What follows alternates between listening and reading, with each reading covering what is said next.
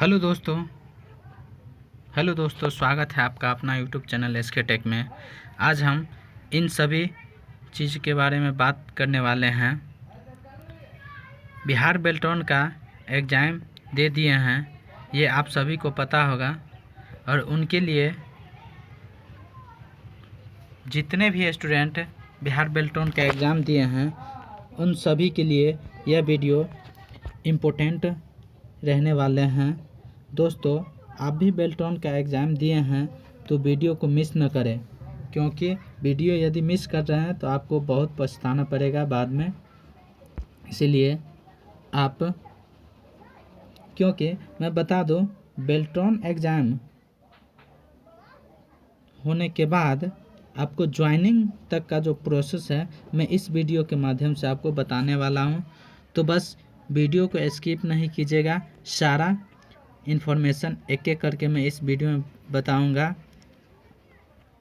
Answer की के बारे में, पैनल के बारे में, KYC के बारे में, डिस्ट्रिक्ट कैसे सेलेक्ट करना है, आपको कौन कौन से डिस्ट्रिक्ट देना है, कैसे क्या करना है, सारे एक एक बातें मैं इस वीडियो में बताऊंगा। यदि आप चैनल पर पहली बार विजिट किए हैं तो चैनल को सब्सक्राइब करके बेल आइकन दबा लीजिए, ताकि कोई भी बेल्ट्रॉन संबंधित अपडेट आवे तो सबसे पहले आप तक पहुँचे। तो चलिए अब बिना विलम्ब किए हुए वीडियो को स्टार्ट करते हैं। एक एक चीज़ के बारे में मैं बताता हूँ क्या कैसे करना है। तो पहला चीज़ है, जैसा कि आप सभी को पता है कि बेल्ट्रॉन का जो एग्ज़ाम नवंबर में ले लिया गया।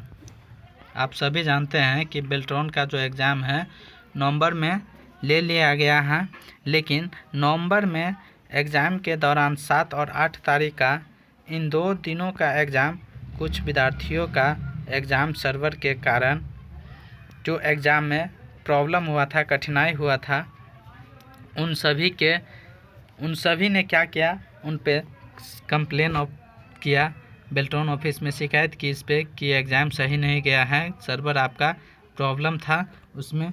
तो उस पर जितने भी अभ्यर्थी कंप्लेन किए थे, सारे अभ्यर्थी जिस सबका 7-8 का एग्ज़ाम हुआ था, तो बेल्ट्रॉन ऑफिस से उन्हें उस एग्ज़ाम को कैंसिल कर दिया गया। बेल्ट्रॉन ने अपना फैसला लिया, निर्णय लिया। एग्ज़ाम कैंसिल करने के बाद अब बिहार के सभी सेंटर पर जो है फिर से एग्ज़ाम लेने का डेट जारी भी किया। बस जैसे कैंसिल किया, इसके बाद आपका बेल्ट्रॉन जो है फिर से एक डेट निकाला था, जो कि 29 तारीख को जो निकाला था। 11 तारीख को जो ये इन्फॉर्मेशन एक जो मैं बता दूं आपको नीचे दिया गया है, 22 तारीख है। 22 तारीख का एडमिट कार्ड का जो 30 तारीख का डेट निकाला था कि फिर से री एग्ज़ाम लिया जाएगा, वो 22 तारीख को नोटिस जारी कर दिया था। इसमें अब जो है मैं कहना ये चाह रहा हूँ कि बेल्ट्रॉन जो 30 तारीख को जो एग्ज़ाम लेने वाला था, वो भी किसी न किसी कारण से क्या हुआ, उसे भी कैंसिल करना पड़ा। और कैंसिल कैसे हुआ आप ये जानिए। कैंसिल हुआ, जो एग्ज़ाम कैसे कैंसिल हुआ, तो जब स्टूडेंट सब सेंटर पर पहुंचते हैं तब पता चलता है कि आपका एग्ज़ाम कैंसिल हो गया। अब बताइए उस समय कितना तकलीफ़ हुआ होगा स्टूडेंट को, कितना परेशानी। लोग 120 किलोमीटर, 150 किलोमीटर, कोई 200 किलोमीटर दूर जा कर के सुबह इतनी ठंड में जा कर के एग्ज़ाम देने के लिए पहुंचे थे सेंटर पर, तब वहां पता चल रहा है कि आपका एग्ज़ाम कैंसिल है। चलिए, अब उन्होंने जो बताया कि लेकिन अब जो है 7 और 8 तारीख वाला जो एग्ज़ाम है, इन्फॉर्म कर, जैसे मान लीजिए कि वो तो कैंसिल हो गया 30 तारीख वाला, लेकिन अभी तक कोई इन्फॉर्मेशन बेल्ट्रॉन के साइट पर नहीं दिया गया कि अब कब लिया जाएगा आपका एग्ज़ाम। तो अब जो ऐसा कोई नोटिफिकेशन आता है तो उस पर भी मैं वीडियो बना के बता दूंगा, आप लोगों को बना दूंगा कि कैसे क्या है। चलिए अब बात करते हैं कि आपका यदि बिहार बेल्ट्रॉन में सिलेक्शन हो जाता है तो क्या, कैसे, किस प्रक्रिया से, किस रास्ते से आपको गुजरना होगा। तो पहला पॉइंट, जैसे मान लीजिए आप एग्ज़ाम दे दिए। 7-8 का एग्ज़ाम ख़त्म हो जाने के बाद आपका पहला आंसर की आएगा। आंसर की आने के बाद इसके बाद पैनल बनेगा, इसके बाद EKYC होगा, फिर डॉक्यूमेंट्स होगा, फिर ज्वाइनिंग डिस्ट्रिक्ट होगा, फिर इसके बाद उसमें बैंक अकाउंट के बारे में, फिर सैलरी के बारे में बात करने वाला हूँ, बताऊँगा। तो चलिए एक एक करके मैं बता दूँ आंसर की। जैसा कि 7 और 8 वाला एग्ज़ाम हो जाता है, उसके बाद 10 से 15 दिन बाद आपका आंसर की देखने को मिल जाएगा। जैसे 7 से 8 तारीख का एग्ज़ाम आपका हो जाता है तो आपको क्या है, आपको जो 10 से 15 दिन के अंदर में आंसर की आपको मिल जाएगा। आंसर की जैसे आपको मिलता है, आंसर की आपको मिलने के बाद सेकेंड जो स्टेप है आपका पैनल में नाम। यदि ये पैनल की बात मैं कर लूँ, यदि आपका आंसर की आएगा तो उसमें मिलान कर लीजिएगा। उसमें जो है 60 नंबर का है, कैटेगरीज वाइज रहेगा, सबका अपना अपना। 60 में से यदि 30 नंबर आपका आ जाएगा तो आप समझिएगा कि आपका नाम पैनल में निश्चित होगा। चलिए, पैनल आप ऐसे समझ सकते हैं। अब रहे आंसर की के बारे में मैं बात करूँ। अब आंसर की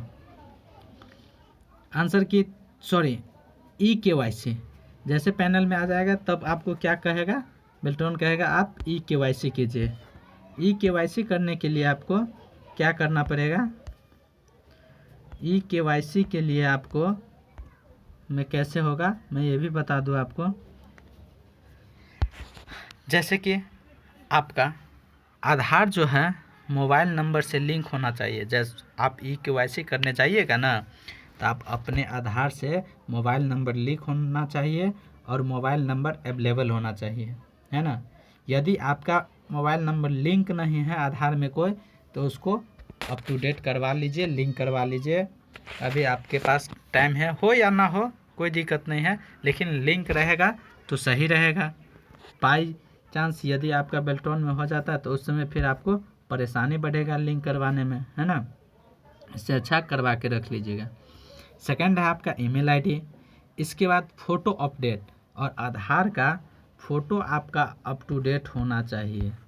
आधार का जो फ़ोटो है वो अप टू डेट करवा लीजिएगा, क्योंकि कभी कभार क्या होता है, जिसका बचपन में जो बना होगा आधार कार्ड, वही आधार कार्ड बचपन वाला ही फ़ोटो रहता है उस पर। तो बचपन वाला फ़ोटो रहता है तो उसमें जाके क्या होता है, EKYC में जो है प्रॉब्लम होता है, इसलिए उसको भी अप टू डेट करवा लीजिएगा। अब चौथा पॉइंट में बात करूं तो चौथा पॉइंट जो है डॉक्यूमेंट के बारे में बता दूं।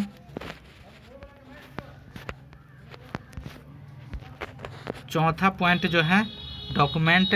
दोस्तों, यदि आपका EKYC हो जाता है तो क्या सब डॉक्यूमेंट लगेगा, तो मैं एक बात बता दूं। जैसे कि मान ले आप जो ऑनलाइन के वक्त जब बेल्ट्रॉन का रजिस्ट्रेशन किए होंगे, फॉर्म भरे होंगे, उस समय जो जो डॉक्यूमेंट्स लगा होगा वो सारे जो डॉक्यूमेंट अवेलेबल कर लीजिएगा, वो सारे डॉक्यूमेंट्स लगेगा। जैसे मैं बता दूं डॉक्यूमेंट्स के, पहला हो गया आपका 10th का मार्कशीट एंड सर्टिफिकेट। पहला 10th का मार्कशीट और सर्टिफिकेट होना अवेलेबल ज़रूरी है। अब आप उसका मार्कशीट हो गया, इसके बाद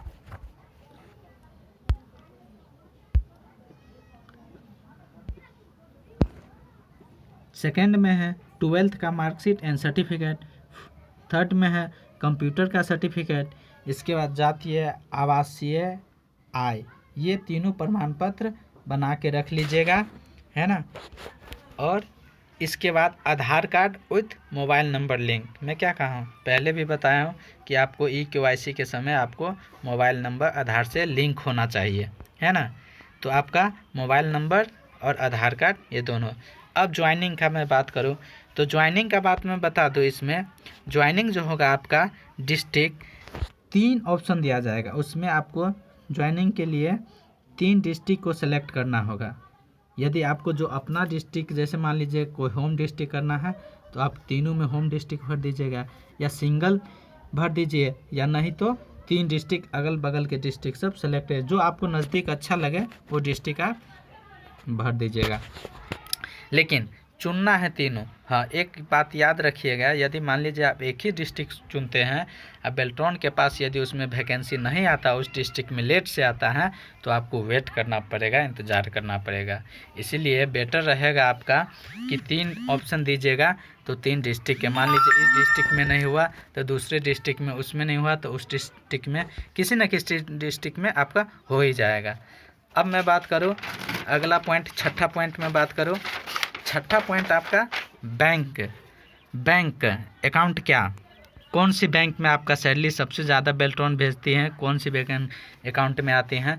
तो बेल्ट्रॉन जब भी सैलरी डिपॉजिट करती हैं तो पहला स्टेट बैंक होना चाहिए, दूसरा इंडियन ओवरसीज बैंक। यही 2 बैंक में बेल्ट्रॉन सैलरी डालती हैं, जो कि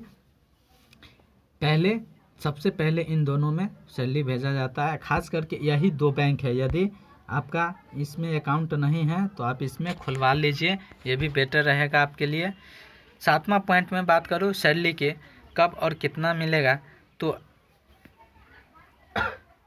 सैलरी जो आपको मिलेगा, जब मान लीजिए कि आप मार्च में ज्वाइन कर रहे हैं तो मार्च अप्रैल मई 3 महीना का जो है एक ही टाइम मिलेगा, 3 महीना बाद मिलेगा आपको। मार्च अप्रैल मई तीनों का आपको जून में जाके मिलेगा। तीनों महीना का आपको सैलरी ऐड करके जोड़ के दिया जाएगा, जिसमें आपका सैलरी, इसमें टोटल सैलरी कितना है, 25,000 है। लेकिन आपको कट खुट करके PF ESI सब, ये सब कट खुट के आपको 17,240 या 44 ऐसे आपको अकाउंट में मिलेगा। तो चलिए, उम्मीद करता हूँ कि ये सारी वीडियो, ये बातें आपको समझ में आ गई होगी, और वीडियो अच्छा लगा होगा तो लाइक कर दीजिएगा, चैनल को सब्सक्राइब कर लीजिएगा। चलिए, ऐसा कोई नोटिफिकेशन आता फिर तो मैं आपके लिए लेके आऊँगा। फिर मिलते हैं नेक्स्ट वीडियो में। जय हिंद दोस्तों।